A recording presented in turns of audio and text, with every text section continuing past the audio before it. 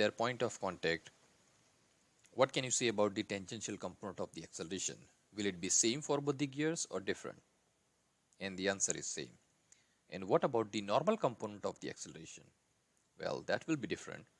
So the correct answer is B, that is the same and different. Next question. When considering a point on a rigid body in general plane motion, its total acceleration consists of both absolute acceleration and relative acceleration components. B, its total acceleration consists of only absolute acceleration components. C, its relative acceleration component is always normal to the path, and D is none of the above. This is about a rigid body having general plane motion, and we are talking about the acceleration of a point on a rigid body, and the correct answer is its total acceleration is combination of both absolute acceleration and relative acceleration components. Don't worry if you don't get it right now, because we are going to derive that equation in today's class. So you will see that the total acceleration has both absolute term and relative term into it. What are the applications of acceleration analysis? So look at this this mechanism. This is the mechanism for a window, and again you can follow my cursor, or I can use a pointer. Okay, so I use this laser pointer here. So there are three different parts of this mechanism of the window. So one is this link AC, which is fixed, which is pinned at point C. Second one is link AB, and third one is the slider at B. So if you trace the path of point B, then it only slides into this slot. Okay, so it's straight path. For link AC, it rotates with respect to C. So link AC is in pure rotation, link B is in pure translation, and link AB, this link, has both rotation and translation, so it is in general plane motion. Now the components of acceleration of these points can be calculated if their motions are known. How can we determine the accelerations of these links in the mechanism? It's the same slide, but I have added the path. So you can see this yellow dotted curved path is the path that point A follows while link AC rotates. So when link AC rotates, A goes through these points. Okay, so it's a curved path, and B goes through these points because it's a linear motion or translation motion only. So for A, because it's a rotational motion or it's a curved motion, the acceleration of A has two components.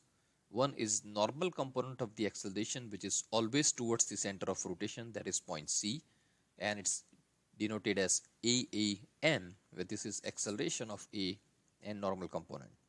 And second one is tangential component of acceleration, which is always tangent to the path followed by the point, and this is acceleration of A, and this is the tangential component.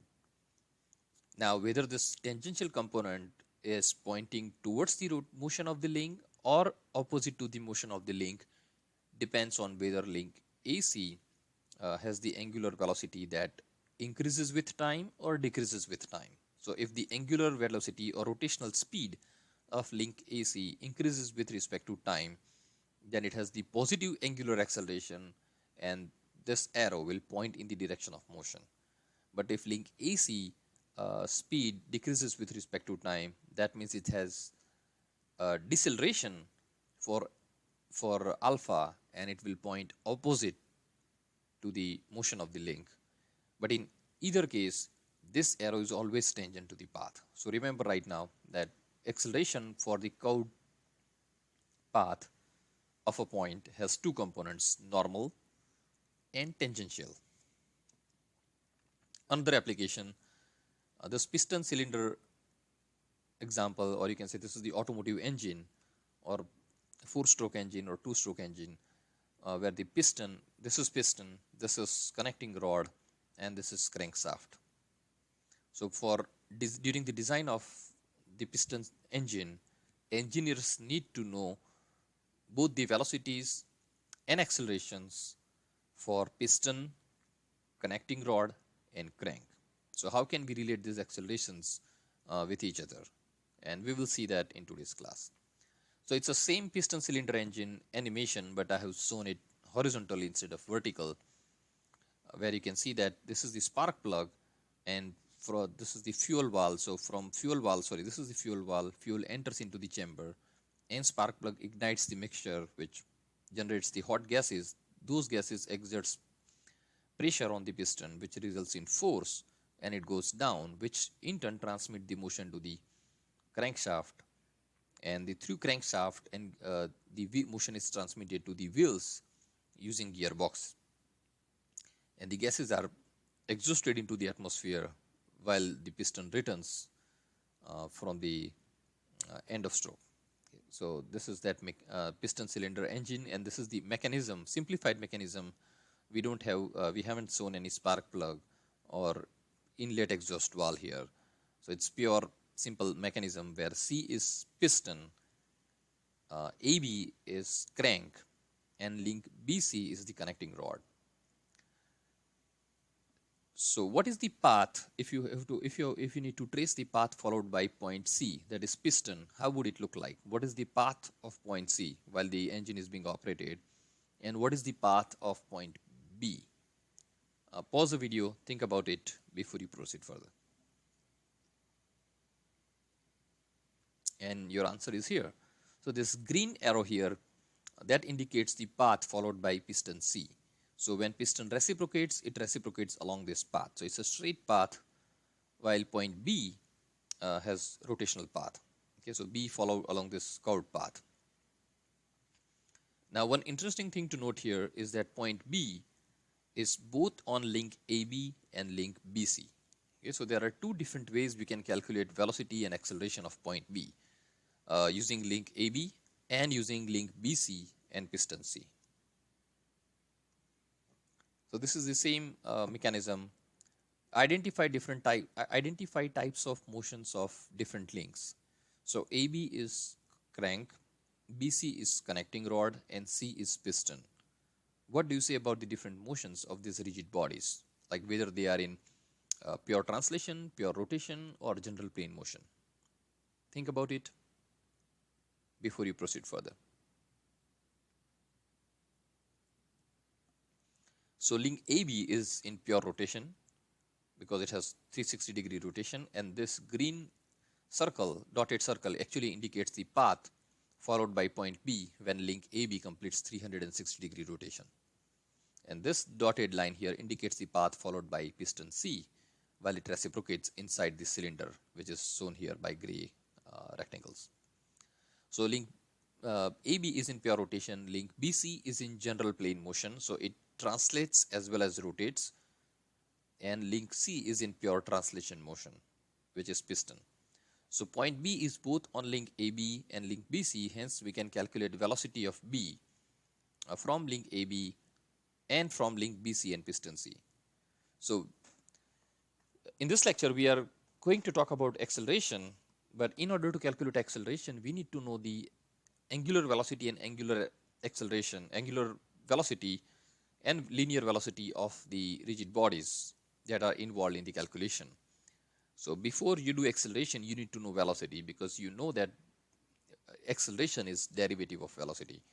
So for first 2-3 slides, we will talk about the velocity component, how to calculate the velocity of point B from link AB, how to calculate the velocity of point B if you know the velocity of piston, and then we will move on to acceleration calculation for the same frame scenario. So we'll also calculate the acceleration of B from link AB and acceleration of B, provided that we know the acceleration of piston C.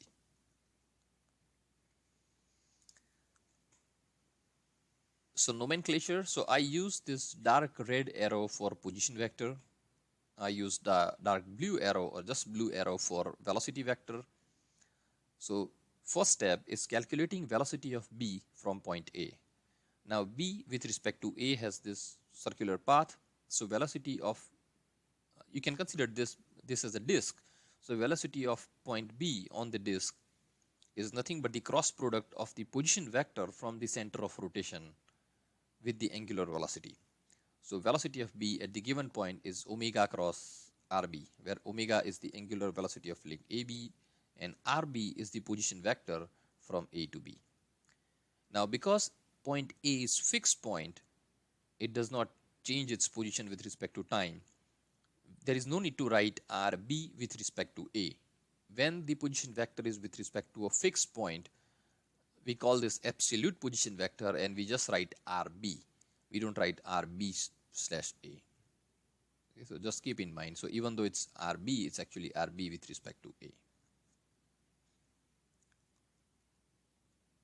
Now, what about the velocity of B from C? So if you know, how can we relate the velocity of B with the velocity of piston? So for that, let's say we have an observer, this boy, who is actually standing at the piston. Okay, so he reciprocates with the piston and he looks at point B or the link BC and he says that I can see link BC only rotates. And we have this girl here who is standing outside the mechanism at the fixed coordinate system XY, and she says that I can see link BC rotates and translates. So who is right? This boy says I can see link BC is in only rotation motion, and girl says I can see link BC rotates plus it translates. And the answer is they both are right because they both have different frame of references. What boy says for link B is called the relative velocity of B with respect to piston.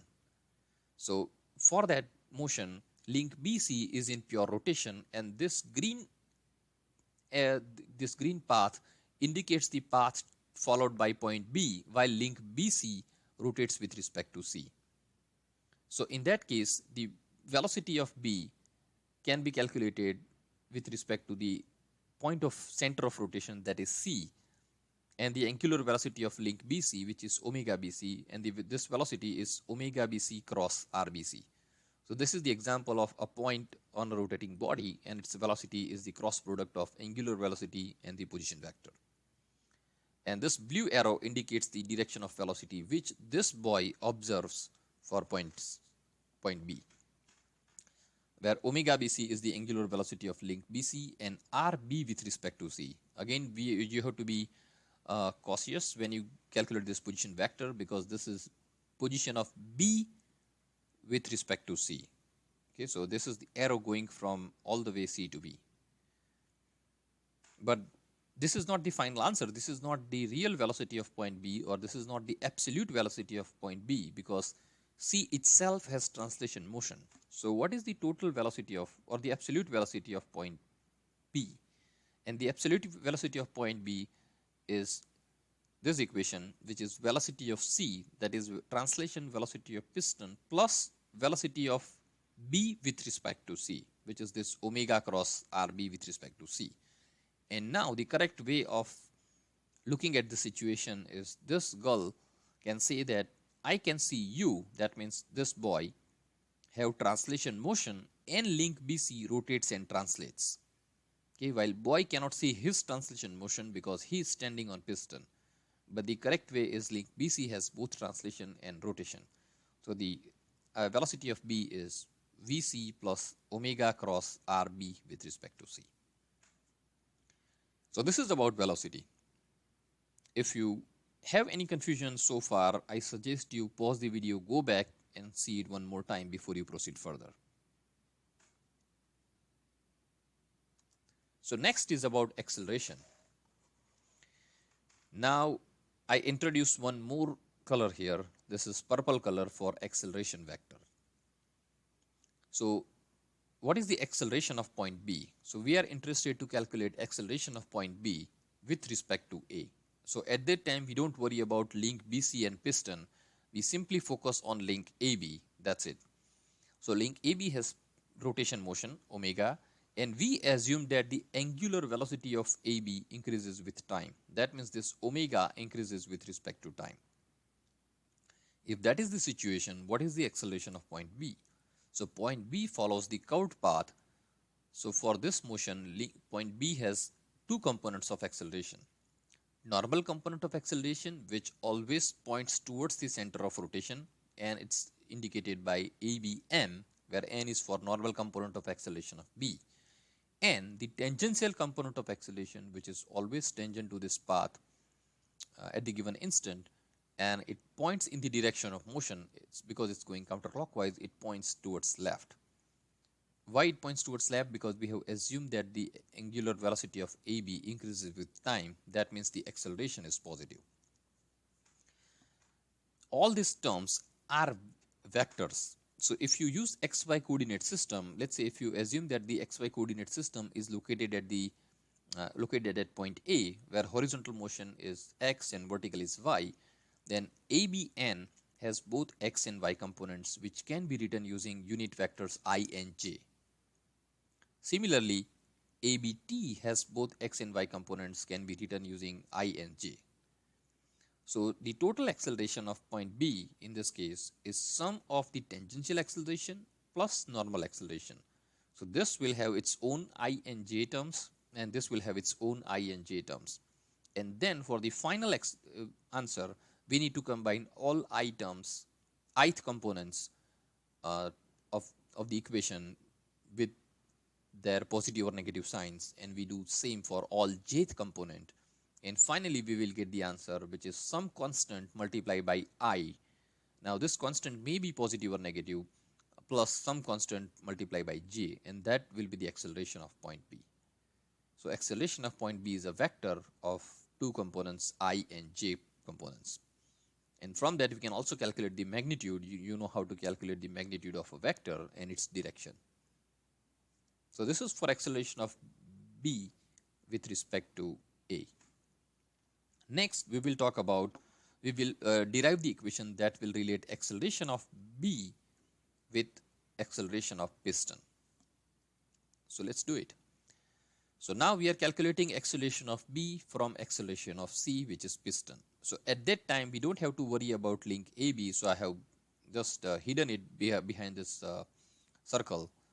Just this is for one or two slides, but then I'll remove this circle. But for now, we are calculating acceleration of B with respect to acceleration of C. And we assume that the piston has positive acceleration.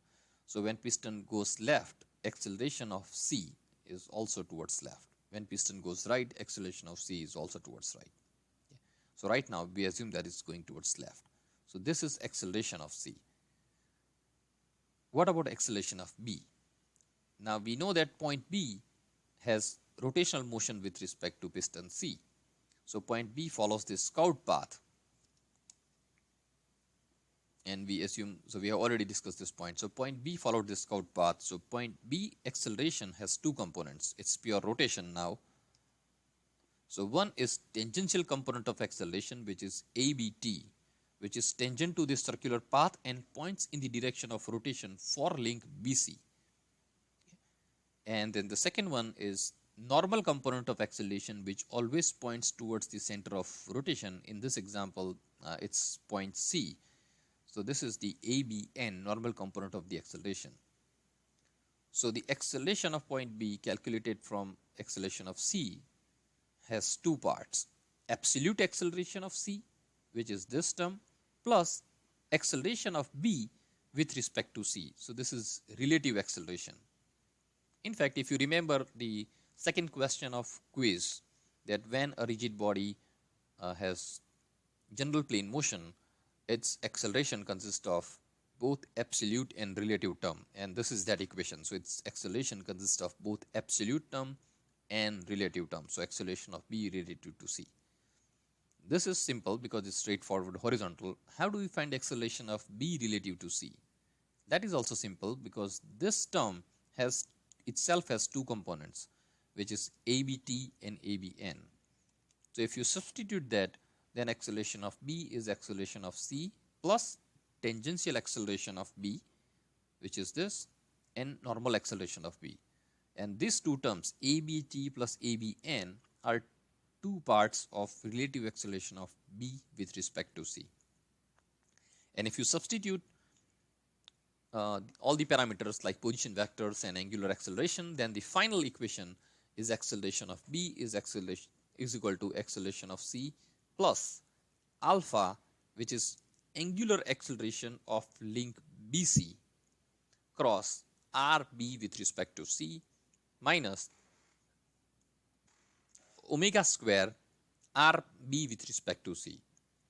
In this equation, both alpha and omega are for link BC. And just look at this equation carefully one more time, that in this equation, all these components, they are vectors. So each one of has its own I and j components, except this omega, which is scalar. That's why you see the omega is not bold as per font compared to other numbers here or other variables which are bold. So only omega is scalar, all other terms are vector. And now you know how to find position vector. So for example, if you calculate this position vector B with respect to C, at that time you consider that your origin is here, that is this is your x0 y0, okay, and then you draw the arrow which goes from C to B for the position vector, and then if you know this angle, you can resolve this position vector into suppose this angle is theta, then whatever is this length cosine theta is the negative I component, and this length sine theta will be the positive j component, and that's your position vector. Okay, and similarly your alpha is also positive, the angular acceleration alpha. For that also you need to find out the unit vector, and it depends on whether the link has clockwise or counterclockwise rotation. So if you assume that this link has counterclockwise rotation, then you can use the right hand rule, and using right hand rule you can say that the positive motion of alpha is coming out from the screen. If you bend your right hand fingers in the direction of rotation, then thumb will come out from the screen towards you, and that's positive z. So whatever is the value of alpha, it will have the unit vector k for it, and then you do this cross product. So again, don't worry about much about how to do the cross product and solve the problem, because we will solve some problems based on this equation. But for now, this is very important topic, so I suggest that you go through this lecture at least 2 times before we do in-class exercise. And the procedure for acceleration calculation is given in this slide. There are 5 steps. The first step is you define the coordinate system, your xy system. Next one is you draw kinematic diagram of the body. Third, you indicate the motion for linear acceleration, angular acceleration, position vector, and angular velocity. If any point in this rigid body motion has curved path, then remember that you need to show the tangential and normal acceleration for that path, and then it can be defined. Total acceleration is combination of normal and tangential components of the acceleration. And finally, you can apply the relative acceleration equation. This is the same equation we had on a previous slide. And then originally, when you do this calculation, we do not know whether the angular acceleration or acceleration is positive or negative. So the good idea is you always assume that the acceleration is positive, and then you do your calculation. But at the end, if you get the negative answer for any unknown magnitude, this indicates that the sense of direction of the vector is opposite to that shown on the diagram, and then you need to reverse the direction for your final answer.